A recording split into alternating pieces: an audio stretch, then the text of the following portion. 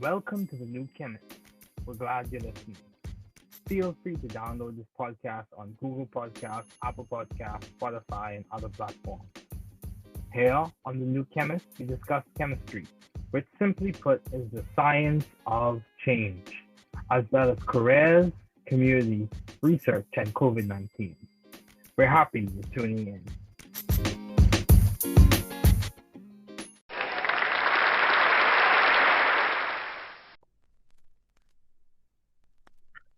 Thank you, Mr. Bourne, for joining me today. Welcome to the New Chemist. We're glad you're listening. Feel free to download this podcast on Google Podcasts, Apple Podcasts, Spotify, Stitcher, Odyssey, and a variety of other platforms. Here on the New Chemist, we discuss chemistry, which simply put is the science of change, as well as careers, community research, and Nobel Prize laureate lectures in chemistry, analyzing their speeches. We're happy you're tuning in. My guest today is a former teacher of mine from the great Bishop Michael Eldon School, Mr. Bourne. Thank you for joining me today. It is so good to hear from you. Just briefly, I'll inform my audience about you. So Mr. Bourne is a legend and a great teacher in his own right. He grew up in Guyana, went to an excellent university, passed several examinations. Also, he was an avid cricketer. He pursued his degrees, got distinction. He's been accomplished in his own right, a Google Educator certified level 1. He's married, has children, and he's also an ordained minister of the gospel of Jesus Christ. And he currently serves and worships at Word of Life Ministries International. Once again, it is good to have Mr. Bourne on the podcast today. Awesome. So exciting. Awesome. Good to be here, David. Good to be here. Yeah. So, Mr. Bourne, what have been your long-standing interests in the fields of science? I tell you what, I really like organic chemistry. That's one of my areas that I've been really interested in. And when I teach, that's always been one of my more passionate areas. I'm also very passionate about food and analytical chemistry and STEM education. So those are just a few of the areas that I'm really interested in, and really trying as much as I can to make an impact in those areas, even at high school level. Okay, yeah, that's good. So I have a quick question on that same trend. What practical thing have you done of recent, even in the pandemic, that allowed you to teach those concepts effectively, like organic chemistry concepts or basic analytical chemistry concepts? What have you done that's worked so well? Well, I tell you what, it's as you talked about the pandemic that was one of the things that really threw a curveball in education. And we had to look for resources. And some of the ones that we would have used are some of the simulations that help students to really understand. I think PhET is one of the ones that I used quite extensively. I also, try to get a lot of digital content. CK12 is a program that I fell in love with, and my students were really interested to be absorbed in that kind of material, because what it did, it not only gave them the simple read this or watch this video, but they also had animations, and they had simulations and those kinds of things that really drove some of these concepts home a whole lot better than we could have done, teaching it in a more conventional way. Okay, yeah, that's good. Yeah, simulations are good. Even in graduate school, we used a few simulations like Babino, in which we could look at ligand docking, and also Spartan for certain classes. So there are a lot of simulations that are available when it comes to teaching chemistry content. Even Chemistry LibreText, that's a good resource as well. So, how do you maintain view of the bigger picture in your career and in your life in general? How do you keep perspective as a teacher and as a person? Okay, I one of the things that I try to do is I strive to constantly improve myself. Okay. You cannot become, in education, you cannot allow yourself to become stagnant, because before you know it, you'll become that 800-pound gorilla in the room. So constantly I've been trying to improve myself in terms of exposing myself to the whatever it is that might be trending, or whatever it is that might be, the breaking things in education or whatever. The other thing that I don't compromise my beliefs or my ethics, irrespective of the situations that I'm in. Mm-hmm. Because I believe that you have to be you. You have to be true to yourself. I agree. And that's one of the areas in which I really, I strive to continue to be who I am, and don't lose sight of the big picture. Yes, we're in education. Yes, we're making a difference. Yes, these are some of the things that are happening. But then you are still responsible to be the better version of yourself. Mm-hmm. Every day, and so that's what I try to do, because with me being a better version of myself, when I come to my students, I could demand a better version of them. Mm-hmm. You understand? I agree. And we could say to themselves, you know what? He's not shortchanging me, because he is also trying to, the thing that he's asking me to do, he's trying to do it for himself. I agree. Yeah. Yeah, that's good. That's good. So, how have you been adaptive and creative in the field of science? What would you say has complemented you being effective so long as a teacher in education? What would you say has allowed you to be creative in how you instruct or adapt to the different conditions? What would you say has been a complementary factor? How have you done it? No problem. For quite a long time, or quite a significant number of years, you've been accustomed to doing things a particular way, or, getting things done and getting, pretty good results. But I think COVID-19, as I said before, was a curveball. It really threw a spoke in the wheel of educators, and it really caused us to take a hard introspective look at the programs and the learning and the teaching and learning materials that we were producing and we were, making available to our students. And so I was forced, when COVID hit and everything shut down and we had to go virtually, I was forced, as so many other educators were, to really search for other ways of reaching the students. Mm-hmm. Because it wasn't just easy it wasn't just okay to just talk and get their attention. You had to grasp their attention. And so Google certification was one of the things that I really turned to, and I think it really helped my creativity. Okay. Yes, I used almost the whole suite. Okay, so that's good. Things, I used the Google Forms for multiple choice testing. We used the Google Slides for presented material. Mm-hmm. We got collected information and put it in Google Sheets, all of those. So, it really gave me an opportunity to, expand your repertoire. Expand my repertoire, yes. I also talked about CK12, very good digital content. And one of the things that they allowed me to do after I was certified with them is they allowed me to, what is the word I'm looking for? They allowed me to be able, they have a textbook. Uh-huh. It's a digital textbook. But to contribute to the digital textbook? Yeah, they allowed me to make the relevant changes that I might, so that it might be more relevant to my students. Okay. So that was awesome in itself, because the students, they love the content. Okay. So, but some of the things were not necessarily, tailored for contextually specific. Yes. So I had to then use my creativity to, try and weave in those things. I agree. Add those things in, and it's not a finished product, but of course it's something that is an ongoing project for me. Okay, that's good. So, Mr. Bourne, can you explain what is CK12 for those who may not know, or who may want to Google it or find out about it? What is CK12? No problem. CK12 is it's an educational platform. Uh-huh. It seamlessly integrates with your learning platforms such as Google Classroom, or whatever LMS that you might have. Uh-huh. We of course use Google Classroom, and what it does, it presents the material in a way that I've never really seen it before.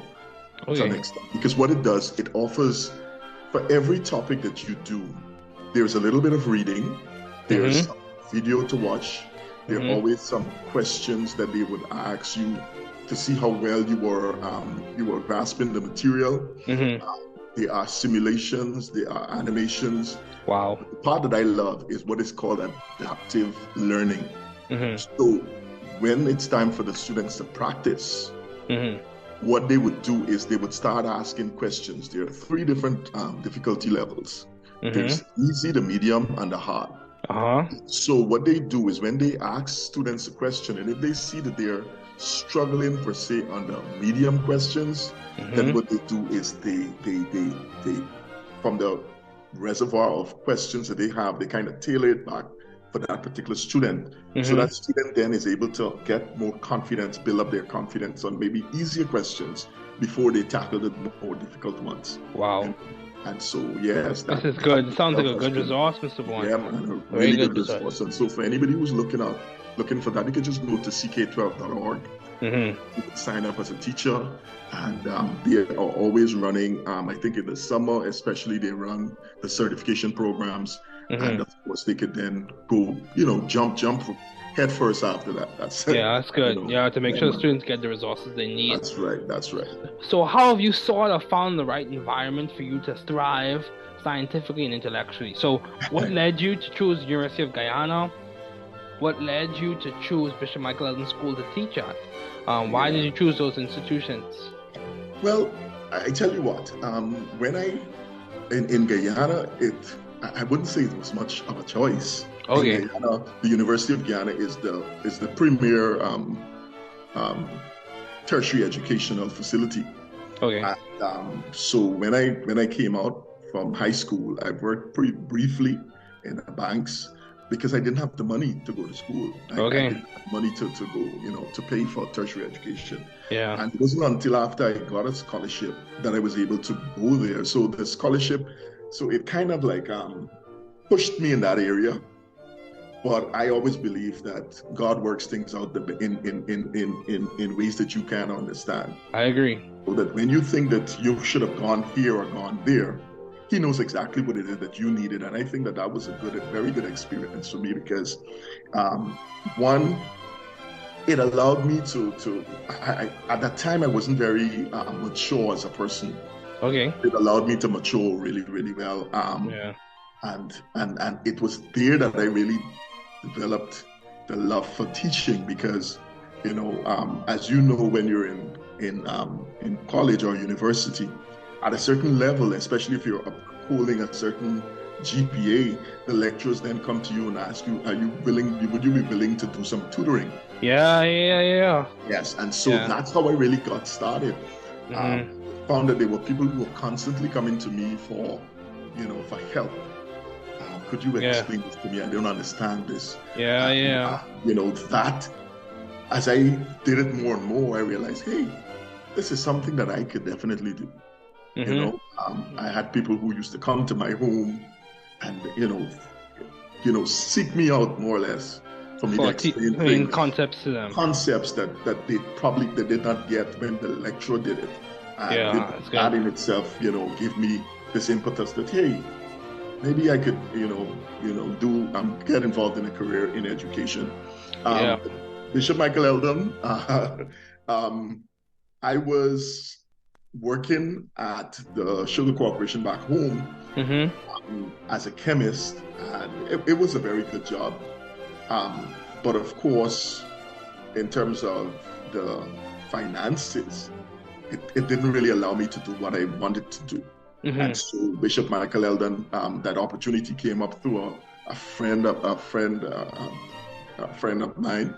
She introduced me, and it was a home run since I've been, I've not taught at any other school since I've come to the Bahamas, So we're going on 17 years now. Wow, this is good, Mr. Bourne. I'm glad you taught me. I've benefited in a lot of ways. Yes. A lot of ways from you teaching me. And I would say the same thing, even in university, I tutored as well. When I first started tutoring at Taylor University, where I tutored general chemistry and organic chemistry. And of course, I was paid. But I loved tutoring so much that even in graduate school, I tutored for free. Wow. I tutored some students for free. Even with my busy schedule, I tutored some students for free. And that's when you know that it's a part of you. Yeah. That you don't necessarily look for the remuneration. Yeah. But, you recognize that this is something that, somebody needs and you have.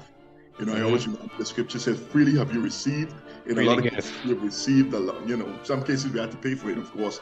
But I think of it like this. There are some people who have poured into me to make me who I am. And so it's just it's just that kind of reciprocal nature. Yeah, I agree. Getting back into it and pouring into somebody else's, Yeah, it's better to give than to receive. Definitely, man. Yep. Definitely. So what have been your how do you maintain a balanced life given all your responsibilities and accomplishments? So how do you maintain balance, Mr. Bourne? You're busy, you're teaching a lot of students. You also have a personal life. I tell you. Balance.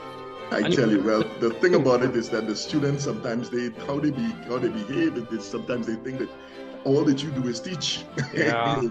They think that when they go home in the evening, you take a bath right in school, and you sleep there in the night, and you're ready to go again early. Man, that's funny. Eat breakfast at the school. You live at the school. Have breakfast and everything, but I do have a life outside of school, and I work really hard at trying to maintain that balance, because I believe that balance is the key for you. Getting ahead in any area, you must be balanced. I agree. You must learn to walk that fine line of balance. So for me, I'm involved in church.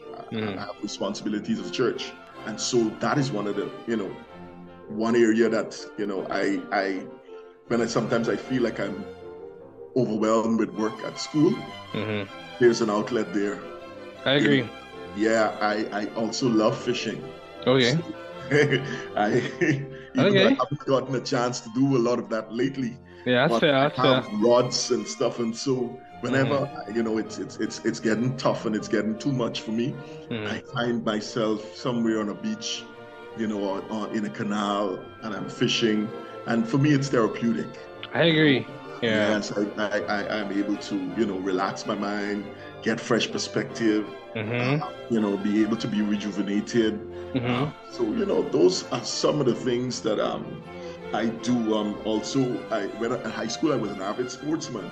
Okay. But of course, I can't play those sports now. Okay, that's a lot of them. I watch a lot of them. I love watching basketball, cricket. Soccer. When the Soccer World Cup was just the other day, so I watched that. I watched a lot of those games. I even watch golf. My wife doesn't understand it, but okay, that's fair. That's fair. Yeah, that's good. So you have outlets. Yes, they are. You must have outlets. I agree. Yeah, for me, it's me also watching tennis as well as playing some tennis. Working I know out. that you played, right? I played tennis a lot in high school. Yes. Yeah, so it's definitely having balance. Like one of my former guests, one of my colleagues from Georgia Tech, Mr. Sharif Ali, he told me that he approaches it from the perspective of balance in different compartments. If you view life in compartments, whether it be social, faith, work, having balance throughout those compartments. So if you skew to one area, you can kind of adjust, and because it's a constant adjusting, it's a constant adapting. Yes, it's a push and pull here. Yes, always. Definitely. I agree with that wholeheartedly. Yeah. So, what would you say has complemented your success as a teacher? Would you say it's the mentors you've had, the study that you do, the prep that you do, your lesson plans, how you approach teaching the student, your teaching philosophy? What would you has complemented to you being successful as a teacher? All right. For me, one of the most important things that you could do is create a rapport with your students. Okay. Yeah, so creating rapport. So for me, I want to create an environment that is oftentimes relaxed, but it's respectful. Okay. Students, this teaching learning environment is something that is a dynamic, joke and we laugh. I always tell a student came back to me the other day after a couple of years of graduating and said, Mr. Bourne, how come you're still here? I said, I've always found a way to laugh. Wow. I've always found a way to laugh because, it's sometimes work can be tough. Yeah, sometimes I agree. Everything that you have to do can wear down on you. But for me, I always look for an opportunity that I could find, something to laugh at, something to make a little joke about, and so that's one of the things I want the students to understand, that the environment that we create in class must be one where they're not afraid to make mistakes. Yeah, I agree. They're not afraid to express themselves. Yeah. You go into some classes and they don't want it, it's like a censorship. So the teacher doesn't want the student to say anything. I'd be the first to tell my students, I don't know everything. Yeah. Especially in this digital age. I don't Same know. Same here. Understand? And sometimes somebody could bring something to the table that I've never even considered, never even looked at, never even, had the ability or the opportunity to look at. And so I embrace those things. I want them to think critically. Yeah. So those are the things. I think the other thing is I listen. Okay. I show empathy. Okay. I think those are the things that help me to become successful as a teacher, because people who I don't even teach find their way into my classroom. Okay. You understand? Yeah. They find a way. And so those are the kind. I think sometimes we look for the grandiose, technical, and the traditional, but I think teaching there's a human aspect that you can never overlook. I agree. You understand? When the students are able, I always remember somebody telling me, he says, if the students trust you and like you, they're able to learn from you a whole lot better. You understand? And I agree. So that's one of those, that's always been my watchword, create that environment where students feel safe. Students feel like they could come and they could say, Mr. Bourne, this is what is happening. This is what is going on at home. This is why I can't give you your homework. This is, of course, they're the ones who will try to use that to get around you. But there are often genuine cases with children who are struggling with some difficult situations, and I agree. You have to be able to understand, somewhat what they're dealing with, and be able to help them through those, navigate those areas in their lives, and that's where teaching becomes more than just the curriculum. It becomes teaching, them for life and giving them life skills that they could use to navigate. So I think that those are the things that I mentioned. Those are the things that I found most impactful for me as a teacher. Yes, I create. Yes, I teach. Yes, people come and they write, yeah, Mr. Bourne is a good teacher, whatever. But for me, all of those things, those compliments, stem from the fact of the kind of person that I am and how I'm able to help them get over these hurdles. I agree. Help them to, blossom. I agree. Sense, Yeah, that's good, Mr. Bourne. So I have a quick question. How do you go about teaching students with different abilities? Because you teach a classroom with students who have differing abilities. Yes. How do you go about it? Is it like you tailor your instruction to them, or do you tailor how you assess them, or is it a complement of all of those things? Man, sometimes you as a teacher, you have to come up with the whole gamut. Okay. Meaning that there are times when you are able to pull them aside.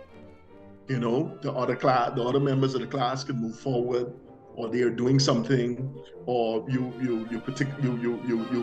when you develop your lessons, you have some component. This person might be not so good at chemistry, but they're good at acting, or they're good at whatever. And so you always try to see if there's somewhere you could bring in that kind of, spark to your lesson, that they get an opportunity to act, pulling students out and sometimes just getting to the bottom of who they're struggling. Yeah, I agree. So, really go through. Yes, and sometimes you'd realize that you pull them out, and sometimes the thing that they were struggling to have to understand in a classroom setting, they're able to understand it in 10, 15 minutes. Because what? They're now it's only you and them. They're not afraid of sounding, oh, hey, this that I said might sound stupid, or this that I say might embarrass me. So they're able to kind of open up themselves. Yeah. And, from there, you're able to deal with the situation a whole lot more. But of course, when you look at data, teaching styles and all of that, you recognize that you cannot just bring one thing all the time.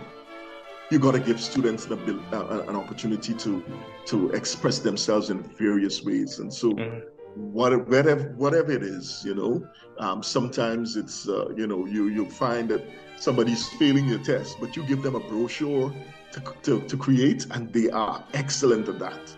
Yeah. Or, the digital skills are off the chains, and so you try to use those things now to help to motivate them and to, help them to see that, hey, I could do it.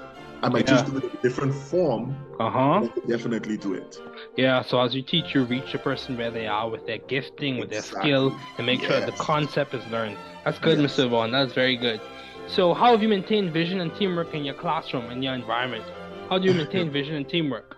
Well, one of the things that is of prime importance is the input of your students and my colleagues. Okay. So I'm always open to what somebody has to say. Sometimes, we could be these egotistical individuals that think that I could do this all by myself. I've been doing it. I'm an only child from my mother, and so for a lot of my life I lived alone. And so sometimes, I have to shake myself out of that, hey, I'm not an island. I agree. Myself. I have to, I embrace, what somebody else is saying. And so I'm happy for, teaching partners. We share resources, we share ideas, we share strategies, the ones that work and the ones that don't work. I agree. We bounce ideas off of each other, and it's the other thing that I do is I do my own, I do self-evaluations. Okay. How am I, did I really do the best that I could in this area? Did I really teach this like I could? Or is this the best that I could have done? Collaborations. Don't be afraid to pull people in. And with me saying that, I haven't forgotten you, sir. So I know that we are, we are at the busy point of school, but I will definitely, reach out to me. Take you up on your offer to come in and to share with my students, because definitely what you have is you have a wealth of knowledge to offer. Thank you. And I want the students to be exposed to some of the thoughts and the things that go on in your mind and how you present things and set things up. So yeah, man, you're very kind. Thank you, Mr. Bourne. Thank you. Yeah. So I have two questions, two scenarios before we start to wrap up. Two scenarios. Yes. How do you deal with the lack of resources? Because we're on Grand Bahama Island. How do you deal on one of the best schools in the island? So how do you deal with the lack of resources when you encounter that? What do you do? How do you approach it? That is one of the most difficult things that I have had to deal with. Just things that are sometimes that you think that every science lab should have and it doesn't have it. It always pains me whenever, students come and ask me, you explore a concept and they said, hey, could we look at that or could we do that? And you said, you know what? Unfortunately, we don't have that. That's one of the most difficult things for me to say to my students. And so sometimes what we have to do is we have to get creative. I came from Guyana. And in Guyana, we are resourceful people. And so sometimes we have to come up with different, it might not be the same experiment, but it is a similar experiment that the concept is still there. They're still able to, deal with that. Or it might be something that we don't have the particular chemical, but we could use something, a household chemical, something that you could use, So those are some of the things that, you really have to, and you have to stay on top of your game to know what is available and what is not, what you could bring to the classroom. Sometimes, unfortunately, we've had to put our hands in our own pockets and get things. Sometimes we've had to approach parents, to help us out with some of the materials. But those are some of the things that, I remember at one time, Pharmacist, one of the other local organizations, they were just compiling a list of things that they wanted to, get into our labs. Unfortunately, I think that we had Dorian and COVID and all of that, and that kind of petered out. But you know the from the Onset. from getting people from the outside, the business community, to help. Public-private partnership. Yes, you could also. So those are some of the things that I do. Get the parents involved where necessary, because once a parent knows that this is something that's going to enhance the education of their child, and they could afford it, they will do it. They will get on board. Yeah. If it's something that I could make or I could facilitate, I do it. I agree. So those are some of the areas that we get around that, and I can't leave this one out. UB has been a tremendous help. Yeah. Because they've offered, after talking to the relative faculty, relative faculty members and so on, those people that use my room, they've always given me the go ahead. Use whatever you need. And so we've been able to utilize some of the things that they've had to help enhance what we want to present to our students. And so that is something that is, definitely has been a plus for us there. But we still are dealing with chronic shortage.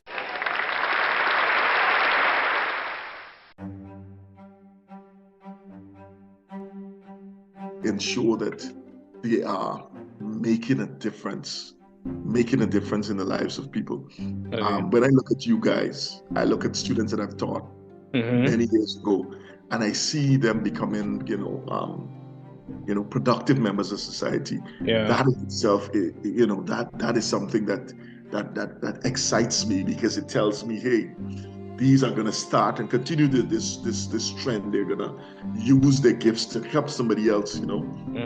So as teachers, we must be in a position where you're willing to adapt as well.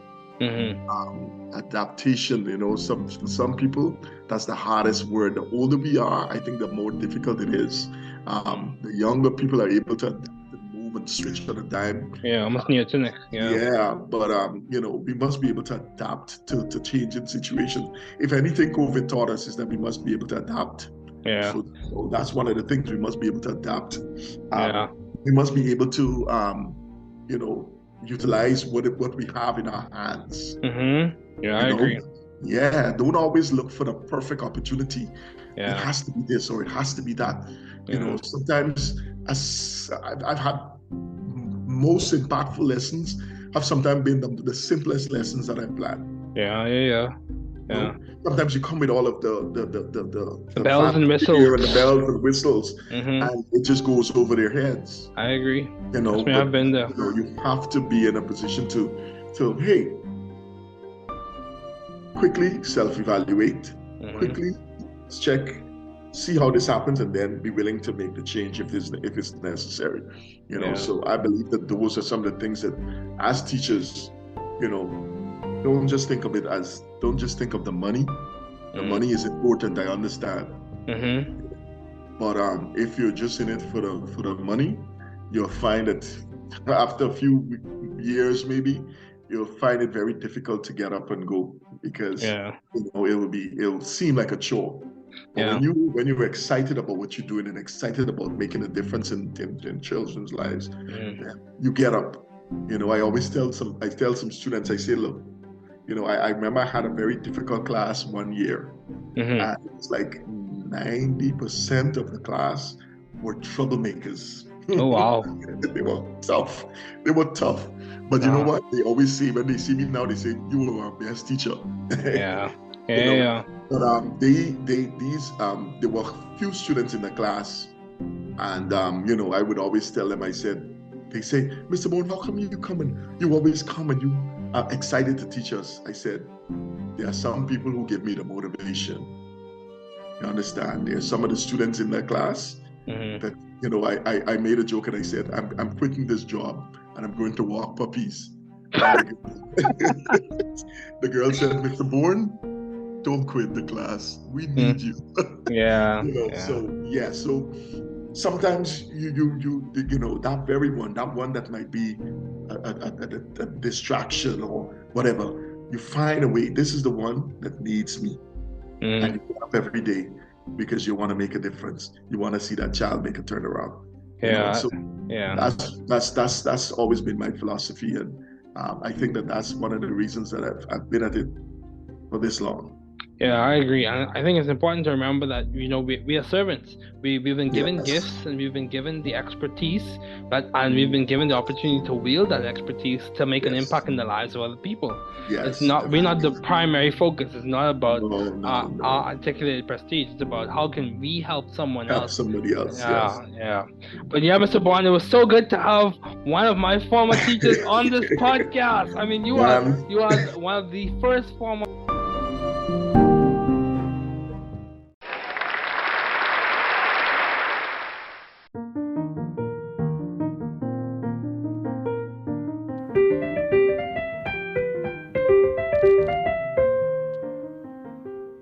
Thanks for listening. We're glad you were able to tune into this podcast. Once again, this is The New Chemist, where we discuss chemistry, which simply put is the science of change, as well as the other sciences, careers, community, research, and COVID-19. Thanks again for listening. Note, the views on this podcast represent those of my guest and I.